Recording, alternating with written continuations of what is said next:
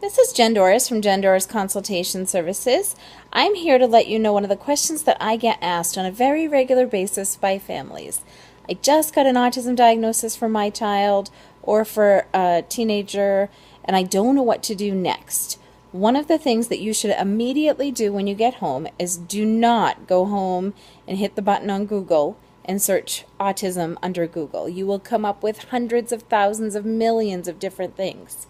What I would like you to do instead is to remember that the child is still the child, the same one you knew this morning at breakfast, hasn't changed at all. Still the same loving, caring child. What I would like you to do in order to begin services and to get some funding and find out what's available in your area is I want you to get on Google and I want you to search the Department of Health and Human Services. When you get to your Department of Health and Human Services for your state, type into the search bar disabilities and see what comes up. Some states will call it an intellectual disability. Some will say that it's for just disabled. Some of it will have it under area agencies. The first thing you're going to need to do is call the person or the agency that covers your part of the state. Some states might have one central entry point. Some states will have different entry points depending on exactly where you live within that state. For example, in New Hampshire, we have 10 area agencies that cover different parts of our state.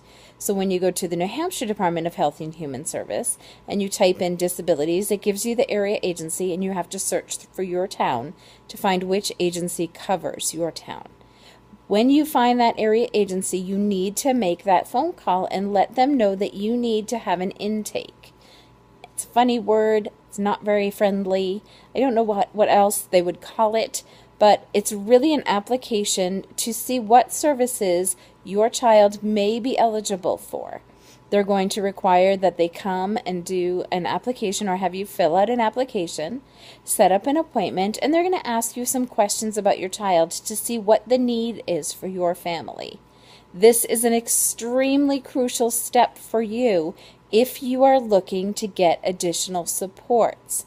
Sometimes your insurance may not cover things that are a priority for your family.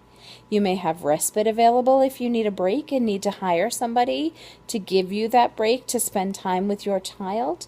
Or you might be eligible for some family support funds, which means that if you have equipment needs or things that are important for your child to have in order for them to grow and develop appropriately, there may be some funding that is attached to that. So again, your tip for today is when you get a diagnosis of autism or an intellectual disability that is lifelong, that you're going to contact your local area agency.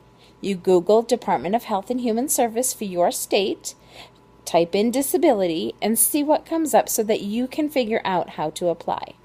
For more questions or help, please visit me on Facebook at jendoris.com or on my website.